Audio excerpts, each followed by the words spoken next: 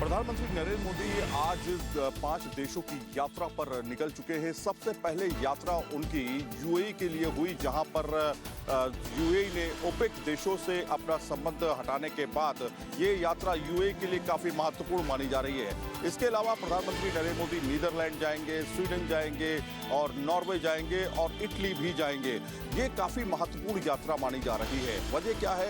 पूरे देश, पूरे विश्व में इस समय के जो आर्थिक हालात बने हुए हैं उसको देखते हुए भारत के लिए एक तरह से विदेशी व्यापार को बेहतर करना, साथ में संबंधों को बेहतर करना और जो वैश्विक आर्थिक व्यवस्था इस समय खराब चल रही है उसको सुदृढ़ करना, ये एक महत्वपूर्ण विषय रहने वाले हैं प्रधानमंत्री की इस यात्रा में। यूएई अबू धाबी में पहुंचकर प्रधानमंत्री ने वहां के राष्ट्रपति से मुलाकात की और उसके बाद कहीं ना कहीं भारत चूंकि एक निर्यातक देश है खासतौर पे तमाम चीज़ों के लिए, उसके साथ व्यापार समझौता और साथ में जो तेल और गैस के भंडारण हैं उसको सुनिश्चित करना, ये इस यात्रा का मेन मकसद एक तरह से माना जा रहा है। क्योंकि ऊर्जा के क्षेत्र में भारत करीब 85% से ज़्यादा चीज़ें आयात करता है, इसलिए ये यात्रा इस बार काफ़ी महत्वपूर्ण मानी जा रही है। वीडियो जर्नलिस्ट कुलदीप बालियान के साथ सईद आमिर, न्यूज़ 10 उत्तराखंड, उत्तर प्रदेश। कुछ परजीवी और कॉकरोच जैसे लोग जो अधिवक्ता भी है और एक्टिविस्ट भी है, जो सोशल मीडिया पे भी नजर आते हैं और मेन स्ट्रीम मीडिया पे भी, वो न्यायपालिका के खिलाफ हमला कर रहे हैं। वो ऐसे परजीवी हैं जिन्हें दूर करना बेहद जरूरी है। ये कथन है भारत के मुख्य न्यायाधीश जस्टिस सूर्यकांत का। दरअसल सुप्रीम कोर्ट में दिल्ली हाई कोर्ट के एक बड़े वकील पदनाम के ऊपर ही याचिका चल रही थी, जब सुप्रीम कोर्ट ने तलख टिप्पणी देते हुए कहा कि क्या आप भी उन परजीवियों में शामिल हो गए हैं जो कभी जनहित याचिका के नाम पर, कभी एडवोकेट बनकर, कभी एक्टिविस्ट बनकर और कभी सोशल मीडिया इन्फ्लुएंसर बनकर सुप्रीम कोर्ट और न्यायपालिका के खिलाफ तलख टिप्पणी करते हैं। ऐसा नहीं है कि सुप्रीम कोर्ट को इनकी मालूमात नहीं है, बल्कि वो जानते हैं कि ये ऐसे कॉकरोच हैं जिन्हें ना किसी प्रोफेशन में जगह मिली और ना कोई अच्छी नौकरी मिल पाई, और अब उनका काम ही है कि सुप्रीम कोर्ट के खिलाफ बयानबाजी करना। और ऐसे में कई वकील भी शामिल हो सकते हैं। हालांकि सुप्रीम कोर्ट ने तो यहाँ तक कहा कि उन वकीलों की LLB और LLM की डिग्री के ऊपर भी सवालिया निशान खड़ा हो जाता है, और सुप्रीम कोर्ट तो इंतजार कर रहा है कि ऐसे वकीलों को लेकर के कोई मामला उनके सामने आए और उनकी डिग्री को लेकर ही सुप्रीम कोर्ट CBI जांच का फरमान सुना दे। तो ऐसे परजीवी और कॉकरोच की वजह से भारतीय न्यायपालिका की दंड विधान के ऊपर सवालिया निशान खड़ा हो जाता है। कैमरा सहयोगी अजय कुमार सिंह के साथ Rahul Dabas, news 10 Delhi. NEET paper leak मामले में CBI को मिली है अब तक की सबसे बड़ी सफलता। नीट पेपर लीक का मास्टरमाइंड, मुख्य आरोपी अब CBI की गिरफ्त में है। पुणे से PV कुलकर्णी को हिरासत में लिया गया। ये वही व्यक्ति है जिसके पास NTA की तरफ से केमिस्ट्री के क्वेश्चन पेपर को बनाने के लिए विकल्प आया था, फोन आया था, और इसी क्वेश्चन पेपर को उसने मनीषा के साथ शेयर किया। मनीषा और कुलकर्णी ने मिलकर के उन स्टूडेंट्स को बुलाया जो इस बार नीट का एग्जाम देना चाहते थे, और अपने घर के अंदर ही गैस पेपर के नाम पर तमाम सवालों को, जवाबों को सिखाया गया, बताया गया। दरअसल मनीषा पहले से ही CBI के रडार में थी और हिरासत में भी, और मनीषा के जरिए ही PV कुलकर्णी की जानकारी मिली, जो लातूर महाराष्ट्र का रहने वाला है लेकिन पुणे से हिरासत में लिया गया है।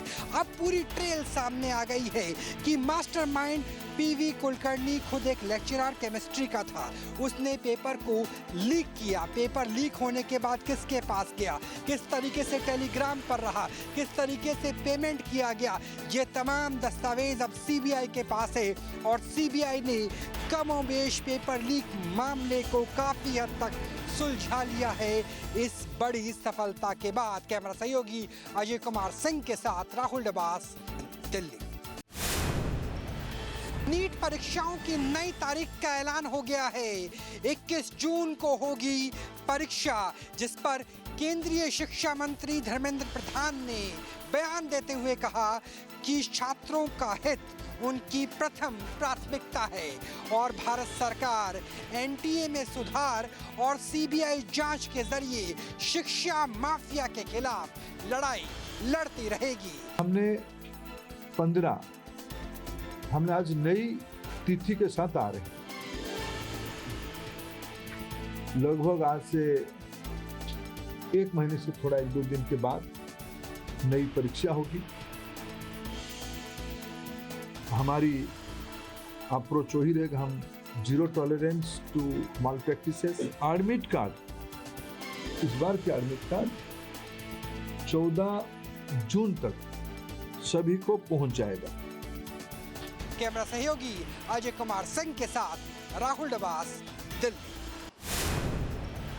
24 घंटे में 14 जगह से ज्यादा छापेमारी रेड हो चुकी है। नीट पेपर लीक के मामले में सीबीआई की जांच में कई लोगों को हिरासत में लिया गया है। राउस रेवेन्यू कोर्ट से पुलिस रिमांड में मिल गई है। लेकिन अब जो 2 बड़ी चीजें निकल के आई हैं, जो सीबीआई के सोर्सेज ने बताया है, उनमें से एक है कि शुभम और यश जो प्राइमा फेसी 2 बड़े अभियुक्त नजर आ रहे हैं। शुभम के पास पेपर अज्ञात व्यक्ति से आया और उसने यश यानी गुड़गांव में उस पेपर को लीक किया गया। लेकिन अज्ञात व्यक्ति कौन हो सकता है? संभावना तो इस बात की भी है कि एनटीए यानी नेशनल टेस्टिंग एजेंसी का कोई अधिकारी, कोई कर्मचारी भी हो सकता है, क्योंकि एनटीए के पास ही वो तमाम डाटा था, वो मालूमात थी कि इस बार नीट का पेपर कौन सा प्रोफेसर लिखेगा, कौन से सब्जेक्ट के लिए किस प्रोफेसर को पैनल में रखा गया है।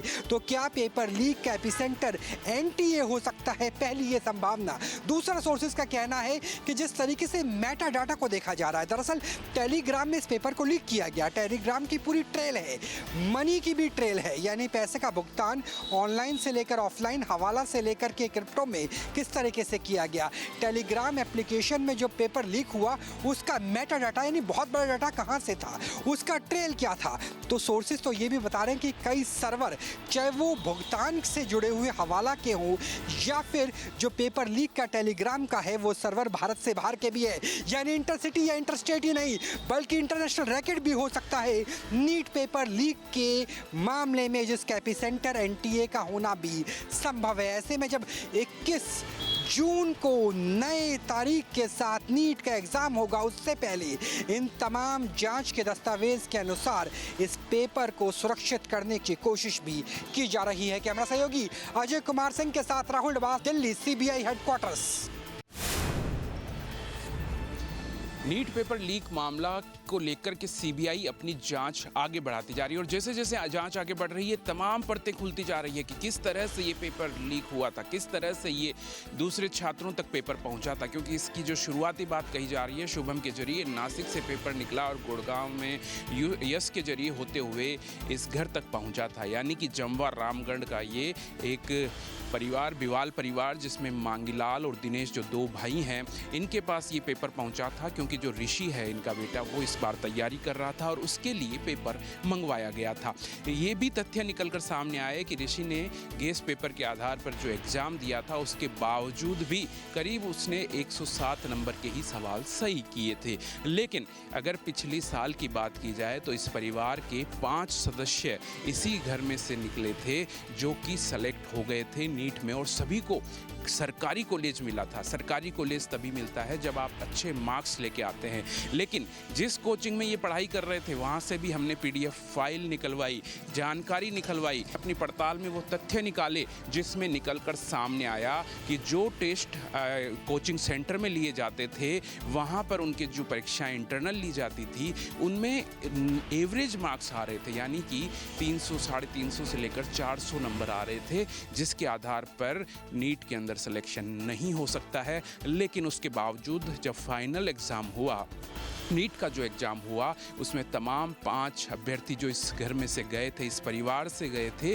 वो 5 अभ्यर्थी सेलेक्ट हो जाते हैं और उनका सभी का गवर्नमेंट कॉलेज में एडमिशन हो जाता है, जिसमें एक बच्चे का तो बताया जा रहा है एसएमएस, जयपुर के एसएमएस जो कॉलेज है वहाँ तक एडमिशन हो गया, जिसमें काफ़ी हाई नंबर लाना पड़ता है, तभी जाकर के एडमिशन हो पाता है। तो ये तमाम तमाम तरह की सारी चीज़ें, ये तथ्य सीबीआई की जांच में निकलकर सामने आ रहे हैं। इसके अलावा सीबीआई जो जांच अपनी आगे बढ़ा रही है उसमें ये भी बात निकलकर सामने आ रही है कि पिछली बार जब विकास सीकर में रह कर के तैयारी कर रहा था तो वहाँ पे उसकी दोस्ती यश से होती है जो कि गुरुग्राम का रहने वाला था। और पिछली बार जब विकास अपने घर पर आकर अपने परिजनों को ये बताता है कि उनको पेपर मिल सकते हैं, वहाँ करीब 25 लाख रुपए में सौदा होने की बात कही जा रही थी, उसके आधार पर आगे का सौदा किया जाता है और पिछली बार भी पेपर लिया जाता है, सूत्र ये बताते हैं। और उसके आधार पर ही पांचों भाई बहन पिछली बार ये एग्ज़ाम देते हैं और उसमें पांचों को गवर्नमेंट कॉलेज मिल जाती है। सबसे बड़ी बात है कि अगर ये सारे तथ्य जो सूत्र बता रहे हैं अगर ये सही निकलते हैं तो पिछली बार भी नीट का जो एग्ज़ाम हुआ था वो सवालों के घेरे में आकर खड़ा हो जाता है कि क्या वाकई पिछली बार भी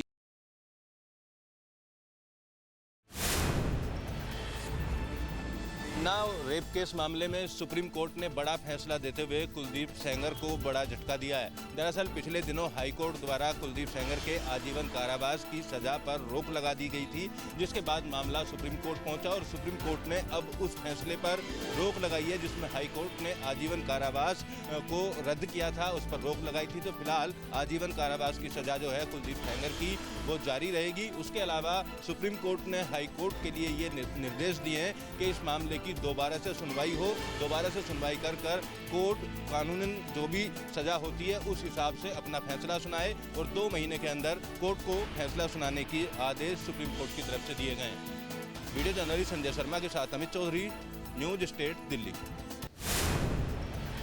हरियाणा के आईडीएफसी फर्स्ट बैंक और एयू स्मॉल फाइनेंस बैंक से जुड़े घोटाले के सिलसिले में सीबीआई ने पंचकुला और चंडीगढ़ के कई ठिकानों पर छापेमारी की है।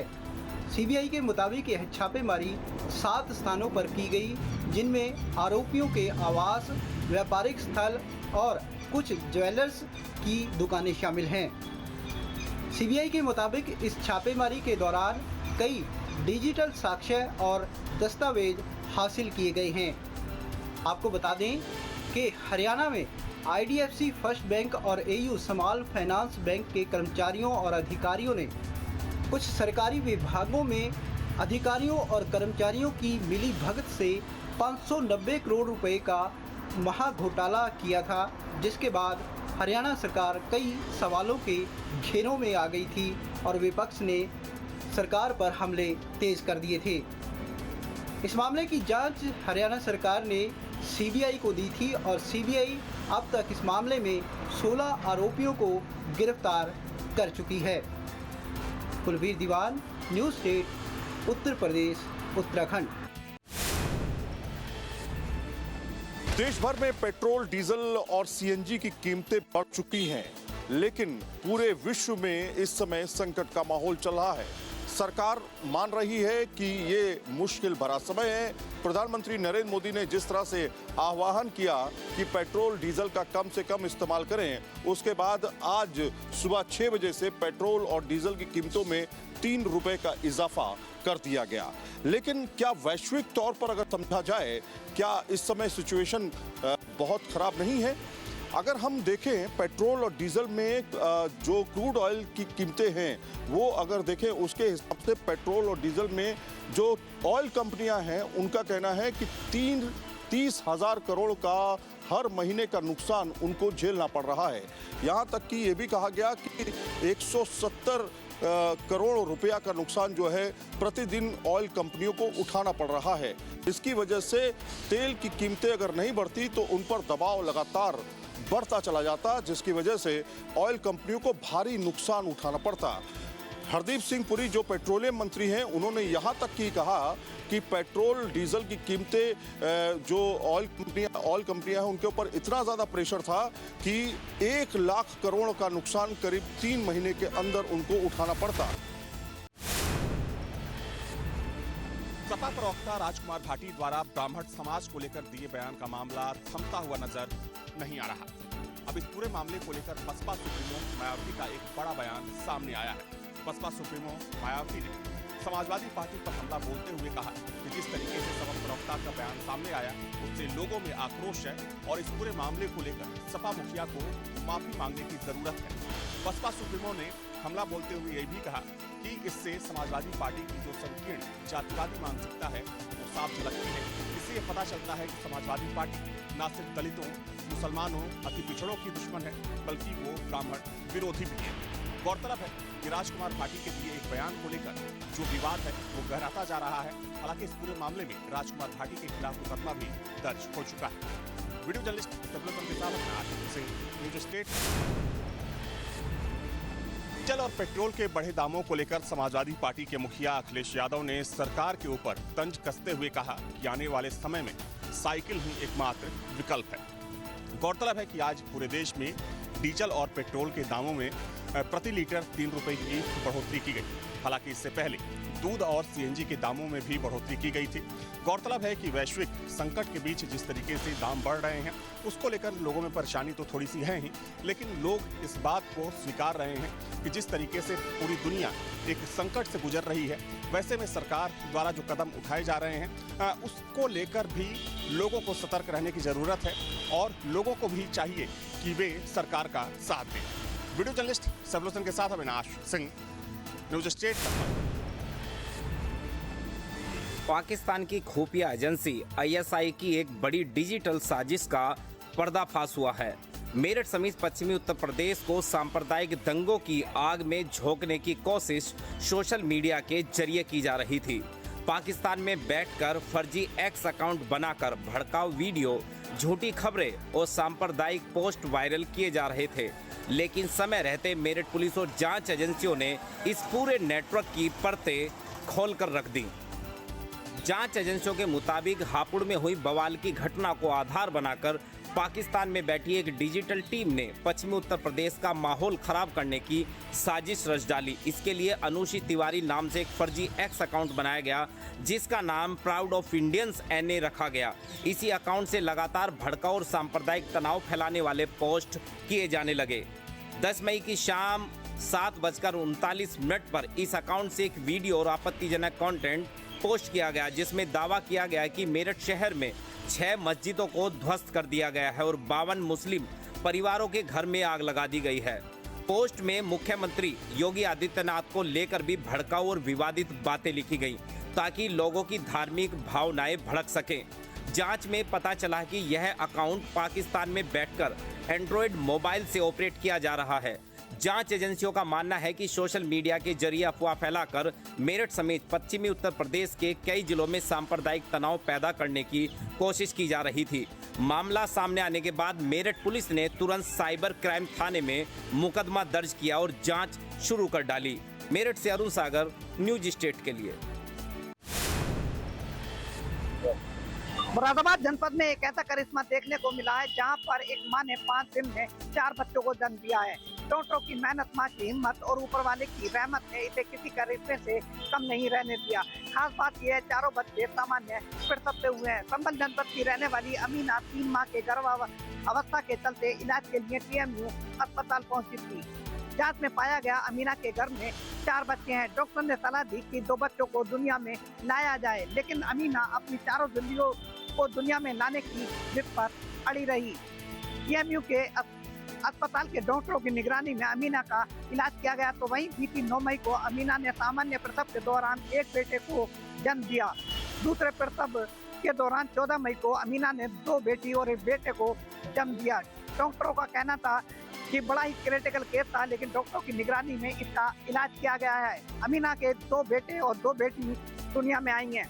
एक साथ घर में 4 किलकारी आने से परिवार में खुशी का माहौल है। तो वहीं बच्चों के परिजन डॉक्टरों का आभार व्यक्त कर रहे हैं। एक बार फिर मां की ममता ने कमाल कर दिखाया है। मां के हौसले से घर में एक साथ 4 किलकारी गूंजी है। मुरादाबाद से मोहम्मद इमरान, न्यूज स्टेट उत्तर प्रदेश। राम मंदिर के प्रथम तल पर बने राम परिवार के प्रथम स्थापना वर्षगांठ पर 25 मई को राम मंदिर ट्रस्ट भव्य आयोजन करने जा रहा है। इसी 25 मई को गंगा दशहरा भी है। पिछले वर्ष जब प्राण प्रतिष्ठा हुई थी तो गंगा दशहरा था और संयोग है कि इस बार भी 25 मई को गंगा दशहरा पड़ रहा है। इसी गंगा दशहरा के मौके पर राम परिवार के प्रथम वर्षगांठ की भव्य आयोजन किया जा रहा है। माना जा रहा है कि प्रथम वर्षगांठ पर सीएम योगी भी मौजूद रहेंगे। जिस तरह से अयोध्या में राम मंदिर बना, उसके बाद राम मंदिर के प्रथम तल पर राम परिवार की स्थापना की गई। इस राम परिवार में भगवान राम, उनके अनुज लक्ष्मण, भरत, शत्रुघ्न और हनुमान जी के साथ सीता जी विराजमान है। तो कुल मिला के प्रथम तल पर 25 मई को एक भव्य आयोजन होने जा रहा है। इस 25 मई को राम परिवार के प्रथम वर्षगांठ के मौके पर सीएम योगी भी मौजूद रहेंगे, ये संभावना जताई जा रही है। हालांकि उसी दिन गंगा दशहरा भी है। गंगा दशहरा के दिन ही राम परिवार की वर्षगांठ की जो है वो प्राण प्रतिष्ठा की गई थी और इसी बार 25 मई को है राम मंदिर ट्रस्ट भव्य व्यवस्था करने जा रहा है। 25 मई को अयोध्या के इतिहास में एक और वो दिन जुड़ जाएगा जब प्रथम वर्षगांठ अयोध्या में भव्य रूप से मनाई जाएगी। AB Shukla, news state, Ayodhya. Chardham यात्रा में श्रद्धालुओं की भारी भीड़ उमड़ रही है। देवभूमि इन दिनों पूरी तरह से भक्ति के रंग में रंगी हुई नजर आ रही है। श्रद्धालु भारी संख्या में दूर दराज से बाबा केदार के दर्शन को पहुंच रहे हैं। अब तक 5,60,000 से अधिक श्रद्धालु बाबा केदार के दर्शन कर पुण्य के भागी बन चुके हैं। श्रद्धालुओं की सुविधा के लिए केदारनाथ धाम में विशेष प्रबंध कर दिए गए हैं। टोकन व्यवस्था लागू कर श्रद्धालुओं को आसानी से बाबा केदार के दर्शन कराए जा रहे हैं। भीड़ नियंत्रण को लेकर पुलिस प्रशासन की ओर से तमाम व्यवस्थाओं को किया गया है। श्रद्धालुओं की सुरक्षा को देखते हुए केदारनाथ धाम सहित पूरे पैदल मार्ग पर सुरक्षा जवानों को तैनात कर दिया गया है। पैदल मार्ग पर विभिन्न स्थानों पर मेडिकल राहत कैंप स्थापित कर श्रद्धालुओं के स्वास्थ्य का परीक्षण कराया जा रहा है। श्रद्धालुओं की सुविधा के लिए धाम सहित पूरे पैदल मार्ग पर तमाम व्यवस्थाओं को मुहैया कराया जा रहा है, जिससे श्रद्धालु आसानी से केदारनाथ धाम पहुंचकर बाबा केदार के दर्शन कर रहे हैं। परवीन दावत, news state, Rudraprayag. Corbett tiger reserve की ढीला रेंज में स्थित रेस्क्यू सेंटर को अब हाईटेक टेक्नोलॉजी से देखा जा रहा है। आपको बता दें, जो रेस्क्यू सेंटर है उसके अंतर्गत जो पूरा जो परिसर है उसमें सीसीटीवी कैमरे लगाए गए हैं, जिन सीसीटीवी कैमरों की मदद से अब कॉर्बेट मुख्यालय से ही कॉर्बेट पार्क के निदेशक अपने कार्यालय से बैठकर पूरे रेस्क्यू सेंटर की निगरानी रख रहे हैं। वहीं रेस्क्यू सेंटर का जो परिसर है उसको पूरी तरह से सीसीटीवी लगा के लेंस किया गया है।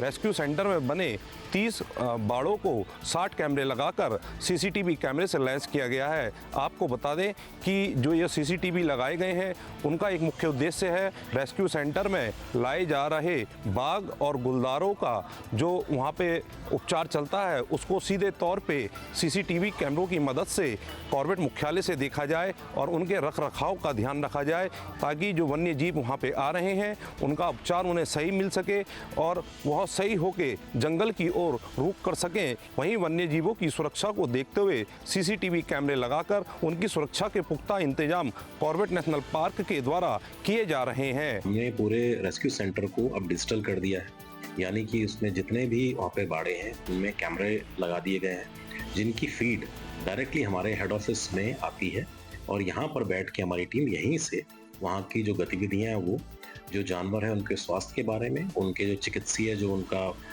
वो दी जा रही है उसके बारे में यहाँ पर बैठ के ही हम एक डिजिटल माध्यम से हम उनकी निगरानी कर पाएंगे। रामनगर से रोहित गोस्वामी, न्यूज़ स्टेट। अब से डीडी फ्री डिश की चैनल नंबर 57 पर देखिए न्यूज़ नेशन।